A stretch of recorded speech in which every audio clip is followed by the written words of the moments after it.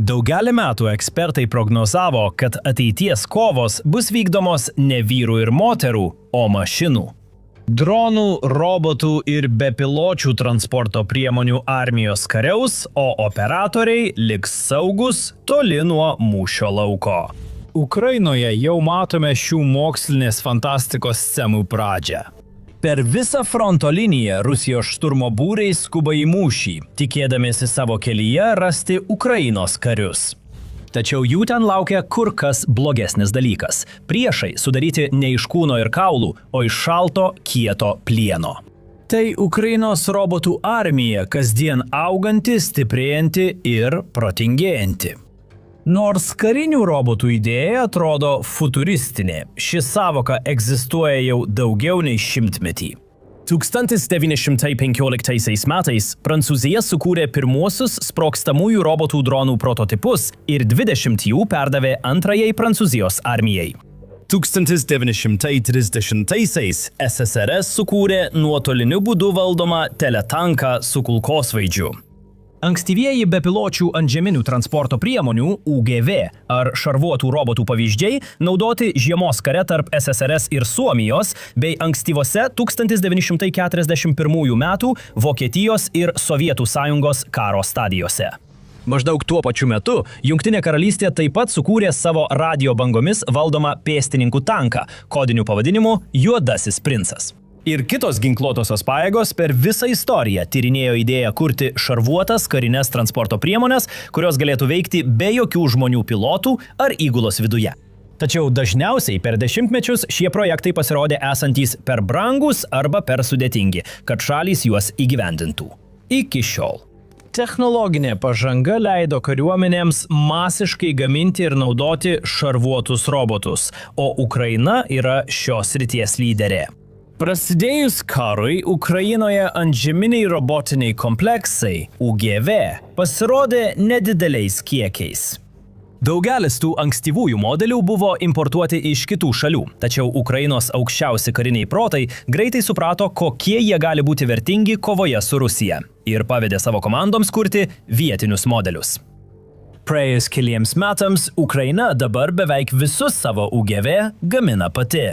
Jamestowno ataskaita parodė, kad 99% Ukrainos kariuomenės naudojamų šarvuotų robotų gaminami Ukrainoje, o jų gamyba sparčiai auga.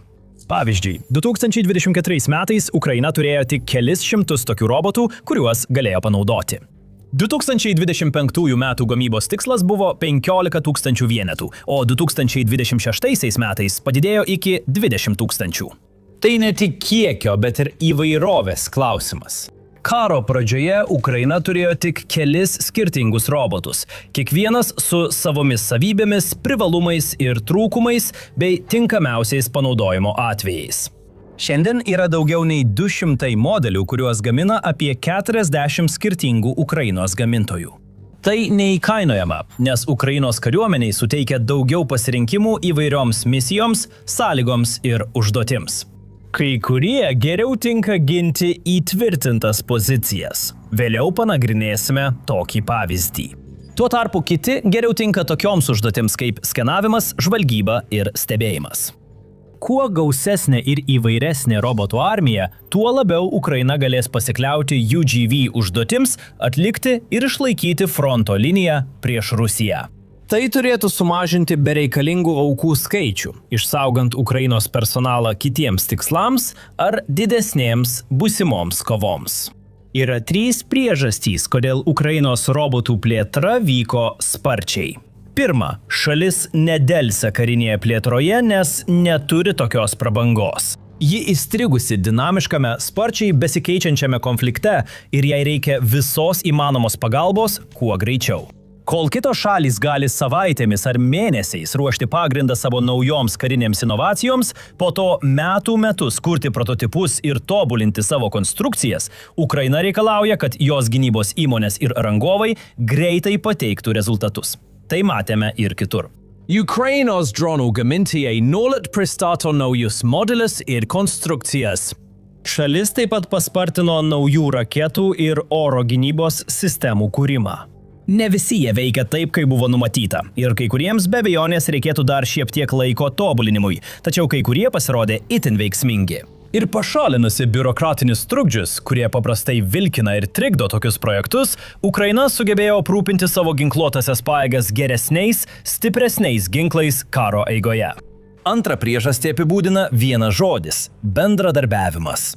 Daugelio pasaulio kariuomenių struktūroje aiškiai atskiriami gynybos rangovai ir kovojantis kariai. O rangovai dažnai turi savų idėjų, kurios kartais tiesiog nesutampa su tikrų fronte esančių karių lūkesčiais ir viltimis. Dėl to įmonės kartais kuria ginklus, transportą ar įrangą, kuri labiau trukdo kariams nei padeda. Ukraina elgiasi kitaip. Jie suartina kūrėjus ir karius, skatindama pastaruosius dalytis savo mintimis, atsiliepimais ir idėjomis su gynybos įmonėmis, kad šios žinotų karių poreikius. Nuo tada įmonės turi kurti poreikius atitinkančius produktus. Įtraukdamos tikrų karių atsiliepimus į savo projektavimo sprendimus, jos gali pristatyti ginklus ir sistemas, kurie daug labiau tikėtina duos rezultatų realiomis kovos sąlygomis, o ne tik gerai atrodys parodose ar technologijų demonstracijose. Maksimas Vasilčenka, TenCorp bendrasavininkis ir vadovas teigia, kad Ukraina veikia karo MTEP režimu su tiesioginiu grįžtamuoju ryšiu iš fronto, be biurokratijos ir sutelkdama dėmesį į veiksmingus sprendimus. Sprendimai, kurie kitur užtrunka mėnesius, čia priimami per kelias dienas. Vyriausybė, savanoriai, privatus sektorius glaudžiai bendradarbiauja, o kariai įtraukiami nuo pradžių. Vėlgi, ši pati filosofija buvo matoma ir kitur, pavyzdžiui, Ukrainos dronų pramonėje, kur gamintojai nuolat palaiko ryšį su karių būriais. Kad suprastų, ko jiems reikia ir kokių pakeitimų norėtų matyti dabartiniuose modeliuose.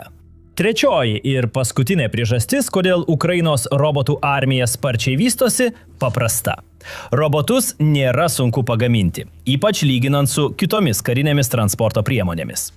Palyginti su dideliais tankais ir šarvuotaisiais transporteriais, kurie turi būti tam tikro dydžio, kad tilptų įgula ir atsargos, šarvuoti robotai dažniausiai būna daug kompaktiškesnio dizaino. Be įgulos skyrių ir kabinų sutaupoma vietos, dizainas ir gamyba supaprastėja. Daugelis Ukrainos karinių robotų panašus dydžiu į prekybos ar golfo vežimėlius, lengvai surenkami iš komercinių dalių, ant kurių montuojami kariniai ginklai. Pavyzdžiui, 7 ir 62 mm ar 12 ir 7 mm kulkosvaidžiai. Jų kainos nėra didelės. Kai kurie robotai kainuoja vos $5,000, kiti 10 000. Net ir brangiausi modeliai nei iš tolo neprilygsta 6-ženkliams ar 7-ženkliams tankų ir aukštos klasės šarvuotų pėstininkų kovos mašinų kainų sumoms. Dėl šių prieinamų ir išmanių sprendimų Ukraina gali sparčiai kaupti, plėsti ir įvairinti savo robotų pajėgas. Palyginus su JAV, skirtumai aiškus. Nepaisant to, kad JAV turi didžiausią karinį biudžetą pasaulyje ir karinės pajėgas, kurios gerokai lenkia Ukrainą ar bet kurią kitą šalį žemėje, JAV sunkiai sekasi sukurti rimtas robotų pajėgas. 90-ame dešimtmetyje JAV išbandė nuotoliniu būdu valdomą Prowler su kulkosvaidžiais. Vėliau tame dešimtmetyje bandyta nuotoliniu būdu valdoma mobili prieštankinė platforma, galinti paleisti prieštankinės raketas be operatoriaus viduje. Nei vienas iš šių projektų taip ir nebuvo įgyvendintas.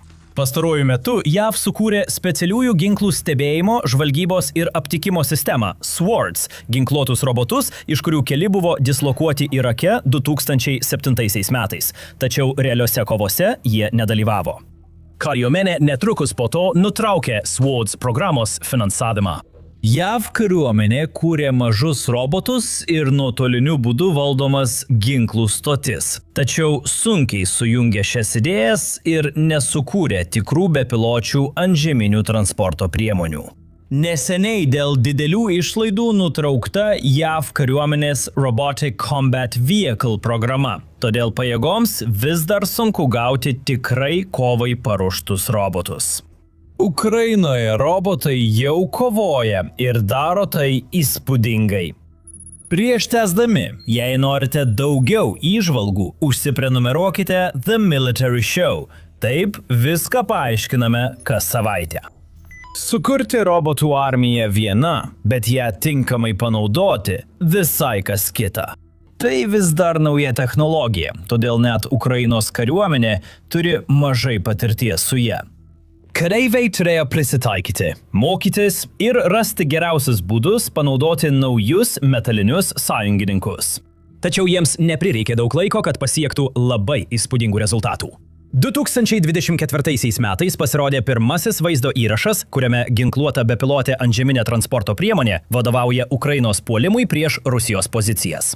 Iki šiol bepilotės antžeminės transporto priemonės buvo naudojamos tik kamikadzių atakoms ar minų klojimui, bet dabar įrodyta, kad jos gali atlikti ir kitas užduotis – kovoti kartu su kariais, eiti priekyje, pritraukti priešo dėmesį ir atverti kelią kitiems, sekti iš paskos. Minėtas robotas buvo Liut-20 bepilotė antžeminė transporto priemonė. Tai 300 kg, 660 svarų transporto priemonė, aprūpinta PKT kulkosvaidžių, galinčių labai tiksliai šaudyti iki 800 metrų, 2625 pėdos atstumu. Liut, kaip ir kiti Ukrainos šarvuoti robotai, apsaugotas plieninėmis plokštėmis ir atsparus šaunamųjų ginklų ugniai. Vaizdo įraše matyti, kaip jis pravažiuoja per prieštankinės minas, kurios nesprogo. Taip pat matome, kaip Rusijos kariai paleidžia, atrodo, granatsvaidžio granatas RPG į bepilotę antžeminę transporto priemonę, tačiau ji išlieka veikiantis net ir po kelių pataikymų bei pavojingų situacijų. Vaizdo įrašo pabaigoje matyti, kaip Rusijos kariai bėga iš apkasų, gelbėdamiesi nuo beveik nesustabdomo roboto. Tarsi scena iš mokslinės fantastikos. Nuo to laiko užfiksuota daugybė kitų atvejų, kai Ukrainos robotai atremia Rusijos puolimus ir kovoja prieš Kremliaus karo mašiną. 2025 metų Liepą Ukrainos 3 brigada pirmą kartą istorijoje paėmė į nelaisvę Rusijos karius, naudodama tik dronų ir robotų puolimo pajėgas. Pagal tuo metu paskelbtą pareiškimą, brigada šiaurės rytų Ukrainoje, Charkivo regione, sunaikino kelias Rusijos bunkerių pozicijas, naudodama kamikadzės dronus ir robotizuotas sausumos transporto priemonės.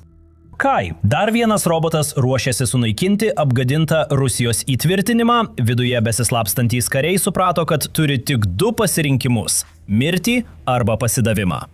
Pasinaudoję progą, jie išėjo iš slėptuvės pakėlę rankas, o tada buvo nedelsiant palydėti dronų iš kovos zonos ir perduoti Ukrainos kariuomeniai. Tai buvo išskirtinis pasiekimas. Tai buvo pirmas aiškus įrodymas, kad šarvuoti robotai gali savarankiškai vykdyti misiją ir pasiekti tikslų, nerizikuodami karių gyvybėmis. 2025 metų lapkritį vėl matėme Ukrainos robotus veiksme. Paviešintame vaizdo įraše bepilotė antžeminė transporto priemonė šaudė į Rusijos MTLB šarvuotąjį transporterį. Pranešima, kad Ukrainos kariai bandydami robotą netoli fronto linijos netikėtai aptiko rusišką transporto priemonę. Depautės priemonės įgula pasinaudojo progą ir atidengė ugnį tikrose kovos sąlygose. Rusai regis net nesuprato, kas juos užpuolė. Praėjus vos mėnesį po to pasirodė daugiau vaizdo įrašų demonstruojančių robotų armijos gynybinius gebėjimus. Remiantis Ukrainos 3 armijos korpuso žinute Telegram platformoje, bepalotis žemės robotas Droid TW127 savarankiškai išlaikė gynybinę poziciją net 45 dienas iš eilės.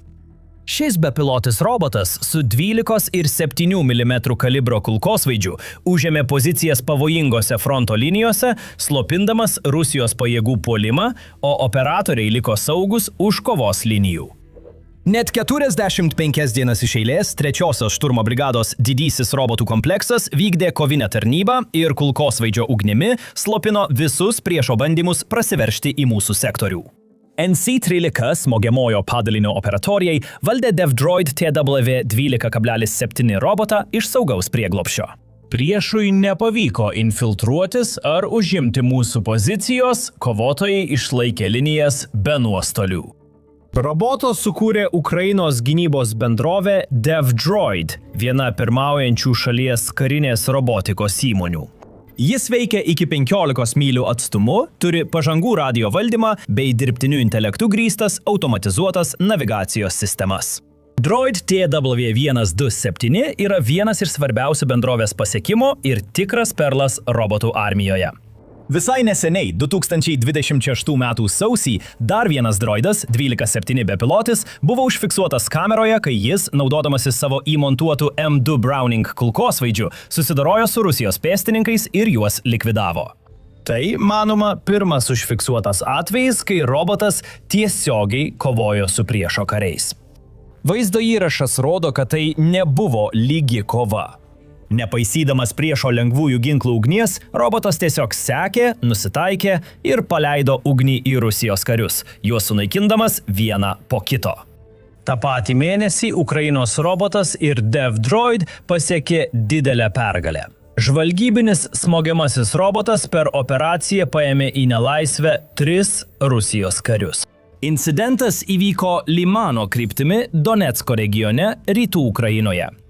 Ten, vadovaujant trečiajai atskirai šturmo brigadai DevDroid, droidas TW762, kuris buvo aprūpintas KT-762 PKT kulkosvaidžiu, efektyviai privertė 3 rusus iškelti baltą vėliavą. Internete paskelbtame vaizdo įraše matyti, kaip kariai išeina iš slėptuvės tarp rūkstančių griuvėsių, pakėlė rankas, nusiginkluoja ir guli ant žemės. DevDroid parengė ataskaitą, kurioje aprašė incidentą. NRC droidas TW762, sukurtas ant Numo platformos, paėmė į nelaisvę 3 Rusijos karius. Mūsų kovotojams pavojaus nebuvo, misija sėkmingai nuotoliniu būdu įvykdyta. Mainų fondas papildytas. Kaip atrodo šiuolaikinis karas? Darbas fronto linijoje. Žmonės saugus. TW-Droid 762, žvalgybinis smūginis NRC, skirtas kulkosvaidžiui KT-7,62 PKT. Įmontuotas balistinis skaičiuotuvas užtikrina didelį tikslumą ir ugnies efektyvumą, smogiant priešo taikiniams. Droidas TW7,62 turi dirbtinį intelektą, leidžiantį autonomiškai aptikti, užfiksuoti ir sekti taikinius. Tokie incidentai dažnėja. Ukraina ketina padidinti savo dronų armiją 10 000 naujų vienetų. Artimiausiais mėnesiais vis dažniau matysime šarvuotus robotus, ginančius frontą, vykdančius puolimus, sulaikančius karius ir stabdančius rusus. Dėl to Kremliaus karo mašina jau dabar sunkiai pasiekianti laimėjimų fronte ir toliau patirs sunkumų. Kai jis susidurs su priešininkais, kurie nekraujuoja, nelūžta ir neatsitraukia net ir intensyviai apšaudomi. Ukrainos robotai toliau stiprės ir taps grėsmingesni. Planuojama naujausius modelius aprūpinti galingesniais, naikinančiais ginklais. DevDroid, pavyzdžiui, intensyviai kuria naują antžeminę kovinę robotų sistemą su 30 mm patranka. Šis naujas modelis veiks iki 3 mylių arba 5 km atstumu ir turės gerokai pranašesnės galimybės nei pirmtakai. Jis turės didesnę ir sunkesnę važiuoklę, galinčią atlaikyti stiprią patrankos atatranką ir bus naudojamas tiesioginiai ugnies paramai puolimo metu ar pėstininkų apsaugai pavojingoje aplinkoje. Tai tik vienas pavyzdys. Daugelis kitų Ukrainos robotikos įmonių taip pat dieną ir naktį dirba kurdamos stipresnius, tvirtesnius ir vis pažangesnius robotus, pasiruošusius vykdyti įvairias puolamąsias ir gynybinės operacijas mūšio lauke, gelbėti gyvybės, naikinti priešus ir atlikti vis didesnį, platesnį vaidmenį kare. Ukrainos robotai, tobulėdami ir stiprėdami, tampa pavyzdžių kitoms pasaulio karinėms pajėgoms. Iš jų mokomasi ir siekiama juos atkartoti. Šalies robotikos įmonės galėtų sulaukti didžiulės sėkmės, investicijų ir aktyvaus susidomėjimo pasibaigus karui, nes įvairios kariuomenės sieks pačios įsigyti ir naudoti šiuos robotus. Tuo tarpu, kai vis daugiau šių robotų pasirodo tokių vietovių kaip Doneckas ir Luhanskas fronto linijose, Ukrainos kariuomenė tik stiprės, o jos sėkmės galimybės tik didės. Robotai – ne vienintelis šiuolaikinio konflikto elementas, kurį Ukraina įvaldė. Žiūrėkite šį vaizdo įrašą, kuriame detaliai aptariama, kaip šalies pajėgos ištobulino dronų karo meną. Arba jei norite plačiau apžvelgti karo eigą ir tai, kaip kitos problemos, tokios kaip sutrikusi logistika ir žlunganti moralė, paralyžiuoja Kremliaus karo mašiną, Ukrainai nepaleidus nė vieno šūvio, verčiau žiūrėkite šį vaizdo įrašą. Ir nepamirškite užsiprenumeruoti mūsų kanalo, jei to dar nepadarėte, kad gautumėte daugiau svarbiausių karinių naujienų ir įžvalgių pranešimų apie Rusijos ir Ukrainos karą bei kitus didelius konfliktus visame pasaulyje.